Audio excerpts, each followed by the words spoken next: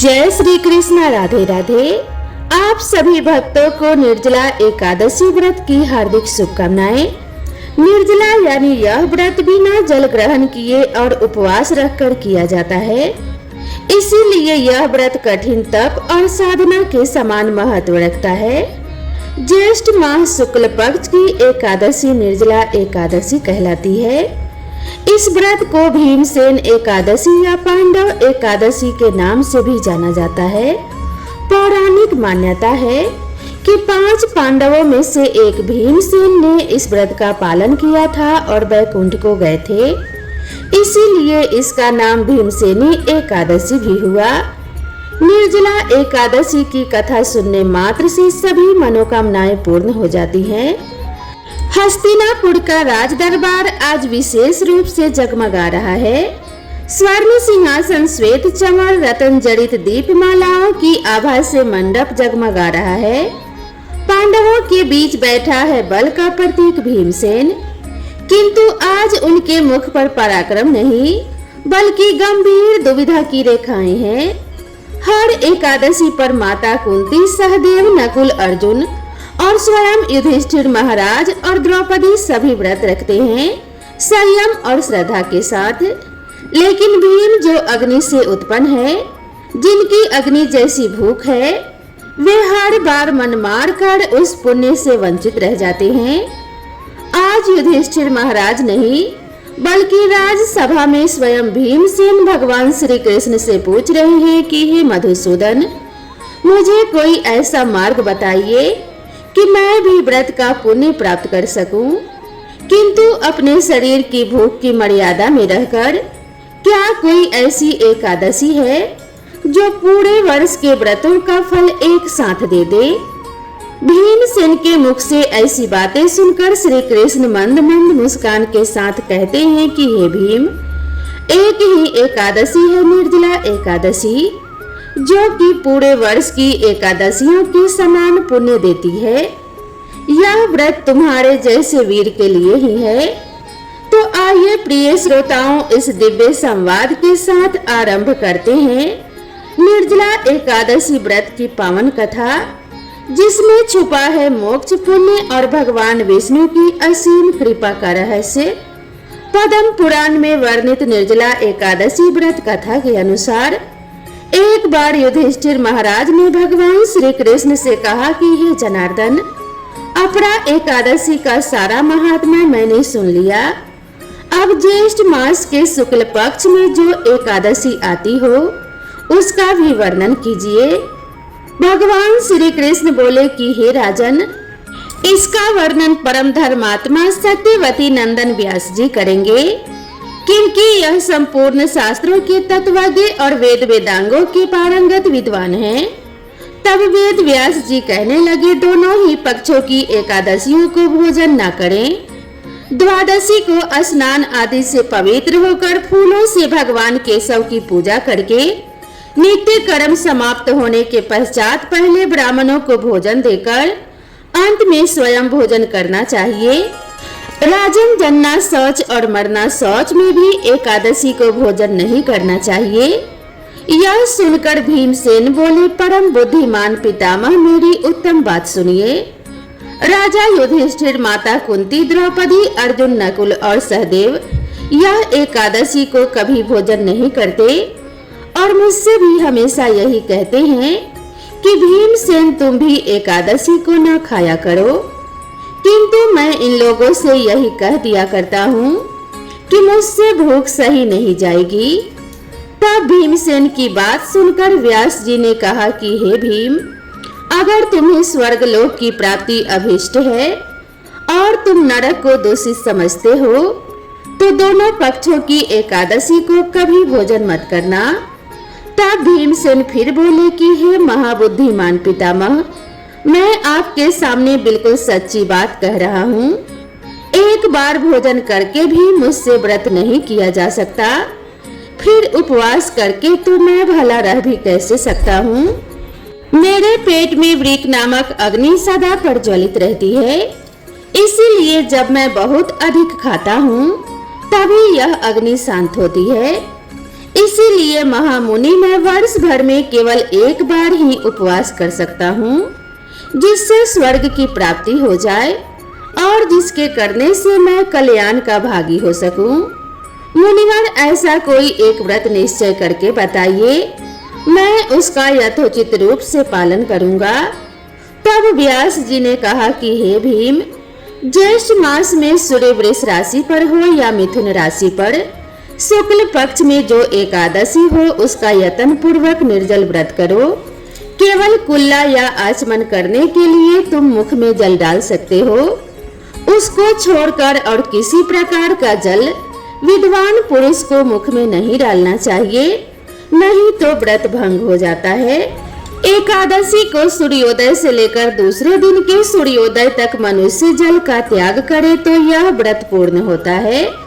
इसके बाद द्वादशी को निर्मल प्रभात काल में स्नान करके ब्राह्मणों को विधि पूर्वक जल और स्वर्ण का दान करे।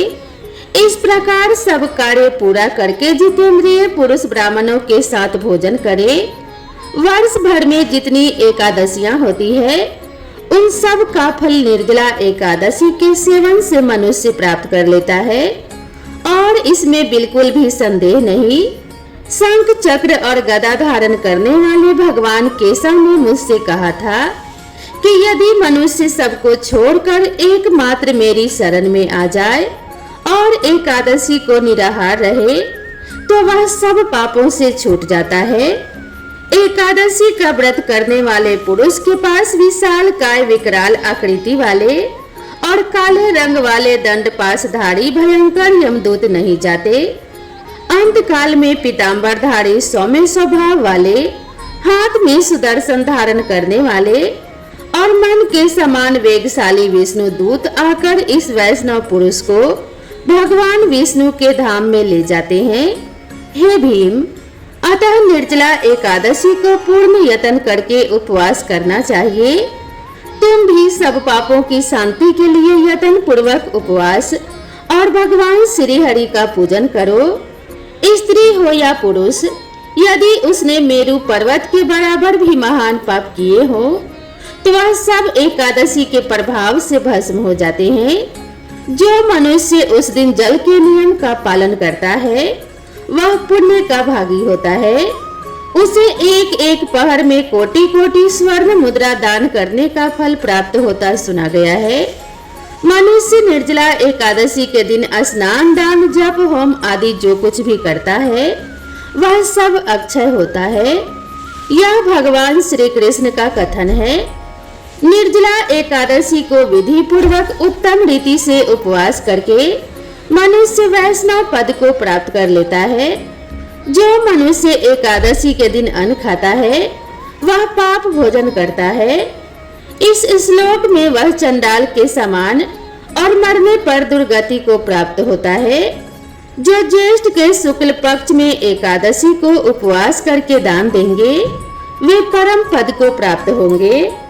जिन्होंने एकादशी को उपवास किया है वे ब्रह्म हत्यारे, शराबी, चोर या फिर गुरुद्रोही होने पर भी वे सभी पाप से मुक्त हो जाते हैं। कुंती नंदन निर्जला एकादशी के दिन श्रद्धालु स्त्री पुरुषों के लिए जो विशेष दान और कर्तव्य बताए गए हैं उन्हें भी सुनो।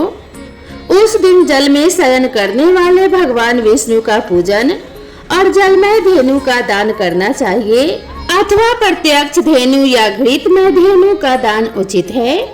पर्याप्त दक्षिणा और भांति भांति के मिष्टानों द्वारा यत्न पूर्वक ब्राह्मणों को संतुष्ट करना चाहिए। ऐसा करने से ब्राह्मण अवश्य संतुष्ट होते हैं और उनके संतुष्ट होने पर श्री हरि मोक्ष प्रदान करते हैं। जिन्होंने सम, दम और दान में प्रवृत्त हो श्री हरि की पूजा और रात्रि में जागरण करते हुए इस निर्जला एकादशी का व्रत किया है, उन्होंने अपने साथ ही अपनी बीती हुई 100 पीढ़ियों को और आने वाले 100 पीढ़ियों को भगवान वासुदेव के परम धाम में पहुंचा दिया है। निर्जला एकादशी के दिन अन्न, वस्त्र, गौ, जल, शैया, सुंदर आसन, कमंडल और छाता का दान करना चाहिए। जो श्रेष्ठ और सुपात्र ब्राह्मण को जूता दान करता है वह सोने के विमान पर बैठकर स्वर्ग लोक में प्रतिष्ठित होता है। जो इस एकादशी की महिमा को भक्ति पूर्वक सुनता तथा जो भी भक्ति पूर्वक उसका वर्णन करता है वे दोनों स्वर्ग लोक में जाते हैं। चतुर्दशी युक्त अमावस्या को सूर्य ग्रहण के समय श्राद्ध करके मनुष्य जिस फल को प्राप्त करता है वही इसके श्रवण से भी प्राप्त होता है। पहले दंत धावन करके यह नियम लेना चाहिए कि मैं भगवान केशव की प्रसन्नता के लिए एकादशी को निराहार रहकर आचमन के सिवा दूसरे जल का भी त्याग करूंगा। द्वादशी को देव देवेश्वर भगवान विष्णु की पूजा करनी चाहिए। गंध धूप पुष्प और सुंदर वस्त्र से विधि पूर्वक पूजन करके जल का घड़ा संकल्प करते हुए मंत्र का उच्चारण करें। संसार में सागर से तारने वाले देव देव ऋषिकेश, इस जल के घड़े के दान करने से आप मुझ पर परम गति की प्राप्ति कराइए। व्यास जी कहते हैं कि हे भीमसेन, ज्येष्ठ मास में शुक्ल पक्ष की जो शुभ एकादशी होती है उसका निर्जल व्रत करना चाहिए तथा उस दिन श्रेष्ठ ब्राह्मणों को शक्कर के साथ जल के घड़े का दान करना चाहिए। ऐसा करने से मनुष्य भगवान विष्णु के समीप पहुंचकर आनंद का अनुभव करता है। इसके पश्चात द्वादशी को ब्राह्मण भोजन कराने के बाद स्वयं भोजन करें। जो इस प्रकार पूर्ण रूप से पाप नाशनी एकादशी का व्रत करता है वह सभी पापों से मुक्त होकर अनामय पद को प्राप्त होता है। ऐसे व्यक्ति को मोक्ष की प्राप्ति हो जाती है। जैसे ही श्री कृष्ण ने कथा समाप्त की, हस्तिनापुर का राज दरबार एक बार फिर दिव्य ऊर्जा से भर गया। श्री कृष्ण के मुख से निकली हर बात जैसे भीमसेन के मन का भार हर लेती है।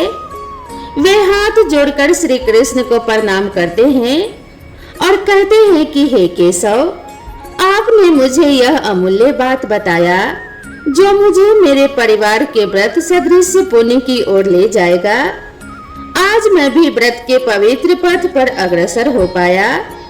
श्री कृष्ण ने भीम के कंधे पर हाथ रखकर कहा कि हे भीम, यह व्रत केवल तप नहीं, श्रद्धा और तुम्हारे जैसे भक्तों के लिए ही है जो भीतर से सच्चे हैं। इस प्रकार इस कथा से हमें न केवल व्रत के महत्व का ज्ञात होता है बल्कि यह भी समझ में आता है कि श्रद्धा से किया गया एक व्रत भी वर्ष भर की तपस्या का फल दे सकता है अगर वह पूर्ण निष्ठा, संयम और भक्ति के साथ किया गया हो। तो आइए हम सब भी इस निर्जला एकादशी पर केवल जल का त्याग ही नहीं, इंद्रिय संयम और सेवा भगवत स्मरण का व्रत लेकर भगवान विष्णु के कृपा के अधिकारी बने। भगवान विष्णु आप सभी को व्रत का पुण्य, संयम की शक्ति और भक्ति की स्थिरता प्रदान करें। हमारे सनातन धर्म में प्रत्येक व्रत की सफलता और सिद्धि के पीछे देवी देवताओं की अदृश्य कृपा होती है। प्रेम से बोलिए एकादशी माता की जय, भगवान श्री हरि विष्णु और माता लक्ष्मी की जय। तो दोस्तों, मैं आशा करती हूँ आप सभी को यह कथा जरूर पसंद आई होगी। वीडियो पसंद आई हो तो वीडियो को एक लाइक जरूर करें और अगर आप मेरे चैनल पर पहली बार आए हैं तो चैनल को सब्सक्राइब करना ना भूलें। तो दोस्तों, मिलते हैं इसी तरह की नई कथा और नई कहानी के साथ। भगवान विष्णु और माता लक्ष्मी की कृपा आप सभी भक्तों पर सदा सर्वदा बनी रहे। इसी मंगल कामना के साथ आज के वीडियो को यहीं पर समाप्त करती हूँ। मिलते हैं इसी तरह की नई कथा के साथ, तब तक के लिए राधे राधे।